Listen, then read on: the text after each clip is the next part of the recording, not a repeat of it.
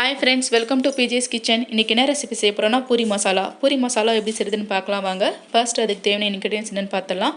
2 பெரிய வெங்காயம் நீட்டா கட் பண்ணி எடுத்துர்க்கேன். 4 பச்சை மிளகாய், 5 பல்லு பூண்டு தட்டி எடுத்துர்க்கேன். தேவையான அளவு கறிவேப்பிலை, 1/2 ஸ்பூன் கடுகு, 1/2 ஸ்பூன் கடலை பருப்பு எடுத்துர்க்கேன்.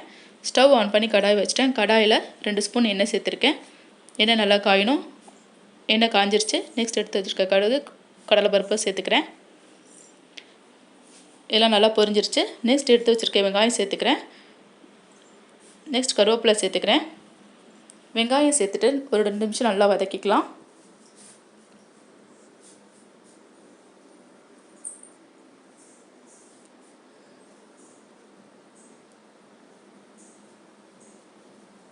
வெங்காயம் நல்லா வதங்கிருச்சு. நெக்ஸ்ட் பச்சை மிளகாய், பூண்டு சேர்த்துக்கிறேன். சேர்த்துட்டு பச்சை ஸ்மெல் போகிற வரைக்கும் வதக்கிக்கலாம்.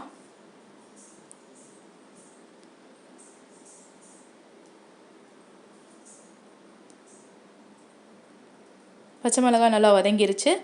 நான் ஆல்ரெடி 4 உருளைக்கிழங்கு வேக வச்சு மசிச்சு வச்சுருக்கேன். அதை சேர்த்துக்கிறேன். உருளைக்கிழங்கு எல்லாம் சேர்த்துட்டு ஒரு நல்லா கலரி விட்டுக்கலாம்.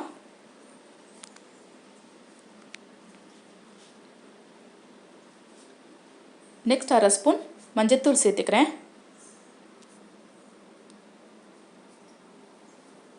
தேவையான அளவு உப்பு சேர்த்துக்கிறேன். சேர்த்துட்டு ஒரு நல்லா கலரி விட்டுக்கலாம். உருளைக்கிழங்குல உப்பு நல்லா மிக்ஸ் ஆகணும். ஒரு நல்லா கலரி விட்டுக்கலாம்.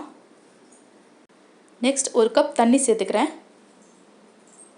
தண்ணி சேர்த்துட்டு நல்லா ஒரு தடவை கலரி விட்டுக்கலாம். இந்த மாதிரி ஒரு கலரி விட்டுக்கோங்க. மஞ்சத்தூள் நல்லா கரையணும். ஒரு 5 மினிட்ஸ் இது நல்லா கொதிக்க விட்டுடலாம். தண்ணி நல்லா வற்றி திக்காகணும். பூரி மசாலா ரெடி ஆயிடுச்சு. லாஸ்ட்டாக கொத்தமல்லி தூவிட்டு ஸ்டவ் ஆஃப் பண்ணிடலாம். சுவையான பூரி மசாலா ரெடி ஆயிடுச்சு. நீங்களே இது மாதிரி செஞ்சு ட்ரை பண்ணி பாருங்கள். என் வீடியோ பிடிச்சிருந்தா சேனலை சப்ஸ்கிரைப் பண்ணுங்கள், லைக் பண்ணுங்கள், ஷேர் பண்ணுங்கள், கமெண்ட் பண்ணுங்கள். தேங்க்ஸ் ஃபார் வாட்சிங்.